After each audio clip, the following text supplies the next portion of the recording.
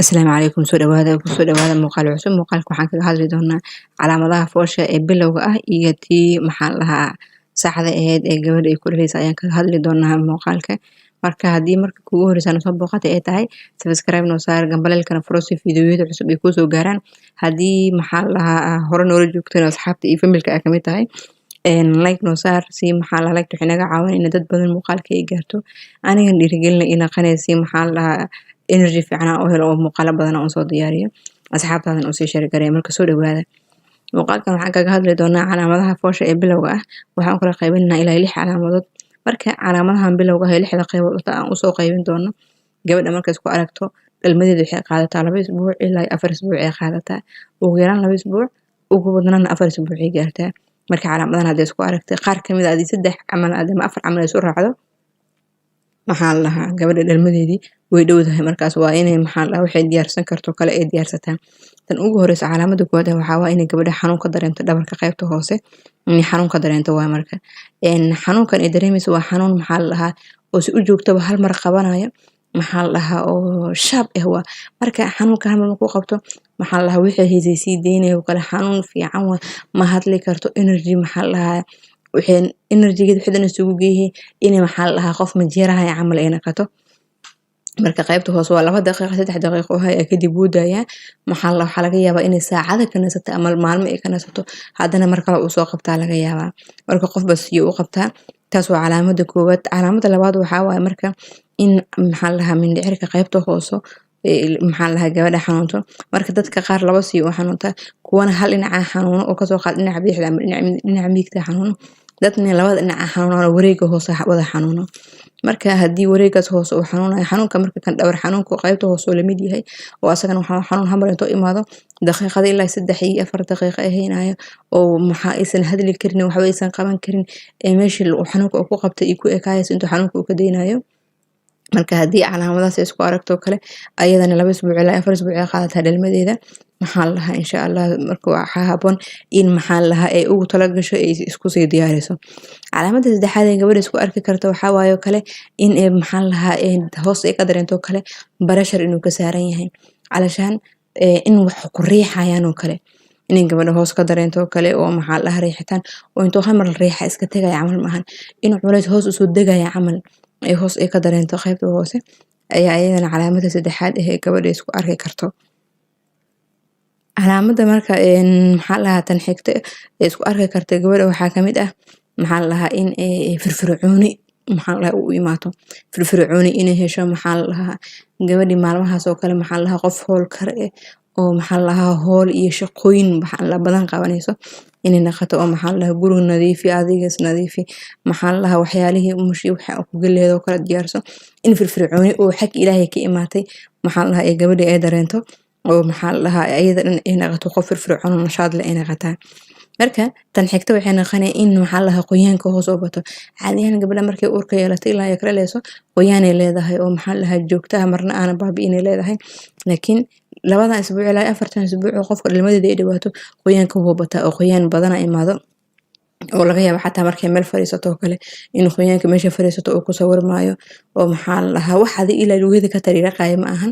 laakiin waa wax hal mar maxaa la dhahaa mar si fiican inta soo baxaan oo kale meesha fariisato kale qoynayo ama maradeeda si fiican u qoynayo wax muuqaaya ka dhigayo kale inay naqato maxaa la dhahaa qoyaan xagga hoose maxaa la dhahaa imahayo oo kii hore cabirka hore ay taqaanay inta uurka lahayd ka badan ah inay isku aragto iyo gabadha markay uurka yeelato inta badan maalin kasta isbuuc kasta miisaan ku siyaado markay isbitaalka tagto maxaa la dhahaa ama clinic dhakhtarka ku xirnad ay u tagto miisaanka markay saarto culays isbuuc walba ku siyaadi jiray markaan ay gabadha ay dhalmadeeda maxaa la dhalmadeeda ay soo dhawaato miisaankeeda wuxuu noqdaa mid maxaa la dhahaa stable oo noqdaa miisaankeeda wuxuu noqdaa mid stable ah oo maxaa la dhahaa miisaan kordhaya ma yeelahayso marka miisaankeeda meesheeda u taagnaha hadii isbuucan tagtay isbuuca labaad tagto oo maxaa la miisaankii meesha hore u taagan waxba aysan iska bedelaynin waa inay soo diyaarisaa dhalmadeeda li aan xilligeeda dhalmadeeda la gaaray caadi ahaan ilmaha waxay korrinshooda oo sameeya miisaankan kordhayo kan hooyada waaye kan hooyada haddii uu istaago isbuucan iyo kan ku xig maxaa la dhahaa kejiga ay fiiriso oo waxba aysan kusoo kordhin oo kale meesheeda ay taagan tahay markaas dhalmadeedii dhow waa inay isdiyaarisaa laakiin dhinaca kale ilmaha bisha 9aad markay galaan korinshooda markaas inta badan oo dhaca li'an 9 bil wixii ka horeeyay cunuga maqaarkiisii lafihiisii maxaa la dhahaa organadiisii indhihiisii tintiisii waxaas oo dhan awoorkeeda ayaa socda cunuga marka caata lafa waa laakiin bisha 9aad cunuga markay u dhalato wuxuu bilaabaa cunug inuu hilib yeesho bilaabo oo kale oo maxaa la dhahaa culeyskiisa cunuga maxaa la dhahaa cunug maxaa la dhahaa la qaban karo uu noqdo laakiin 9 bil inta ka horeyso kale cunug caata ah oo lafa iyo maxaa la dhahaa maqaar iyo seeda isa saaran ah kaliya waa marka bisha 9aad oo kale waxyaalaha ilmaha koriyo waxaa kamid ah hurdada badan haddii bisha 9aad gabadha intay soo gasho hurdadeeda ay badato markii horena maxaa la ilmaheeda culeyskeeda oo fiicnaa ilmaheeda aysan ahayn ilmo liito kale oo culeyskooda maxaa la si loogu talagalay cabarka loogu talagalay ay taagnaayeen bisha 9aad markay soo gasho inay hurdada tirada badan iska yareysaa 8 saacadood ee loogu talagalay qofka inuu hurdo qofka caadiga waxaa loogu talagalay 8 saacadood inuu hurdo waa marka maxaa la dhahaa haddii 8 saac ay ka yaraato kale qofka maxaa la dhahaa caafimaad ahaan uma fiicno haddii maxaa la dhahaa 8 saac wax lagu daro xataa ilaa 9 saac ilaa 10 saac qofka caadiga laakiin 10 saac oo kale haday ka badato qofkan uma fiicno haddii 8 saac ka yaraatana qofka uma fiicno marka haddii markii hore uurkaada cunugaada computerka marka ay saartay oo kale cunugaada kejiga loogu talagalay oo ahaa waa inaa maxaa la bisha marka soo gasho hurdada tirada badan axad u yeeshaa li'an hurdada tirada badan ilmaha way ku koraan sida haddii gabadha nafaqadar hayso kale cunugeeda uu liitay bisha 9aad ay imaato kale cuntoyina loo qoraa hurdadana badiyaa lahaa si cunuga miisaankiisa uu kordho marka haddii cunugaada meesha loogu talagalay oo ahaa bilis hurdada tirada badan iska yarey si cunugaada overweight uusan u noqon marka calaamada ugu dambeyso oo gabadha lagu arkayo waxaa waaye inay caloosha socod sameyso marka in maxaa la dhahaa gabadha haddii calool adkeeda oo kale caloosheeda ay jilacdo oo caloosha socodkeeda oo bato maxaa la dhahaa marka caloosha socodkeeda inta badan kuwan maxaa la dhahaa scientific waxay dhahaan haddii caloosha gabadha ay socodkeeda oo bato 2 maalin 3 maalin ay qaadataa inay dhasho qaar waxay ku qaadataa oo kale caawa kale haddii caloosha socodkeeda bato subax inay dhashay u badan tahay laakiin inta badan waxay u badan yihiin la dhahay gabadha marka caloosha socodkeeda oo bato 2 maalin 3 maalin gudahood inay ku dhasho ayay u badan tahay marka calaamadahaas waa calaamadaha bilowga ahaayeen calaamadaha saxda ah ee gabadha tilmaamayso in maxaa la dhahaa foosheedii saxdeed la taagan yahay waxaa waaye in gabadha xanuunka 5 daqiiqo hal mar oo qabto ama 10 daqiiqo hal mar oo qabto dadkan isku mid maahan qofba si uu qabtaa dadka qaar waa 5 daqiiqo hal mar dadka qaarna waa 10 daqiiqo hal mar marka xanuunku ku bilaabo kale saacad qaada fiiri muddo hal saac ah waxaa qabataa muddo hal saac oo ka soo qaado kale wuxuu ku bilaabay caawa hal saac oo ku bilaabo ka soo qaad caawa hal saac markuu xanuunku ku bilaabo ilaa 2 saac laga gaarayo meeqa jeer uu qabto waa inaad tirisaa 5 daqiiqo hal mar haduu ku qabtay 10 daqiiqo hal mar haduu ku qabto waa inaad saacad fiirisaa haddii muddo saacad kaamil ah aysan isbedelinin oo 5 daqiiqo hal mar uu yahay ama 10 daqiiqo hal mar uu yahay waa fooshi saxda ah ku dhali lahayd boorsadaadii waxaad ku xirxirna soo dhaweyso horana isbitaalka ka aadin just waxaa joogtaa saacad ilaa iyo 2 si maxaa la isbitaalka marka u tagto waqti dheer aysan kugu sii qaadan oo maxaa la ciyoon maxaa la u dhashid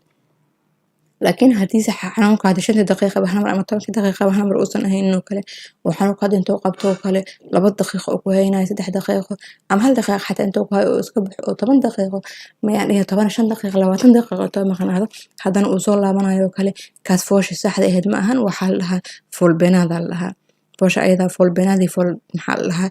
saxda ah lagu dhilaayay kala taa marka haddii oo qofka maxaa la dhahaa fooshiisa xanuunka qabanayo oo soo waqtiyeysan oo 20 daqiiqo hal mar oo imaana ama 30 daqiiqo hal mar oo imaana ama saacadiiba hal mar oo imaana si kasta oo xanuun badan tahay taas ma ahan fooshi saxda ah ee waa fulbeenaadkii laakiin haddii xanuunkaada 5 daqiiqo hal mar ama 10 daqiiqo hal mar uu yahay muddo saacad ah qabsataa aysan isbedelin xisaabta ay si sax ah ku socotaa fooshaas waa tii saxda ah waxaan u baahan tahay inaad soo diyaariso isbitaalka calaamada labaad waxaa waaye maxaa la in biyihii maxaa la ay imaadaan marka raximka afkiisa oo kale maxaa la inta gabadha uurka leedahay oo kale wuu xiran yahay oo maxaa la si dabiici ah Ilaahay ugu talagalay wuu xiran yahay marka gabadha xiligeeda foosh imaata xarigaas maxaa la oo minka afkiisa hay wuu jilcaa marka biyihii afka hore ku jira ee isku hay soo daataan marka dadka laba way u qaybsamaan marka foosh timaado gabadhna iyadoo xanuunkii bilaabinin ay biyihii soo dhaafaan midna xanuunkii markii muddo soo garaaco kadib maxaa la biyihii ay yimaadaan laakiin caadi ahaan qofku ilaahay u fududeeyaa u fududaata laakiin waxaa la dhahaa gabadha biyaheeda ayaduna xanuun dareemin ee biyaheeda soo hormaraan foosheeda ma dhib badno oo waxay u badan tahay fool isqa qabashadeeda ay soo dhowdahay si fududna ay ku dhalayso u badan tahay laakiin haddii uu xanuunkii foosha uu soo hormaro biyihina ay gadaal jiraan xoogoo inay waqti qaadataa laga yaabaa xanuun ay dareento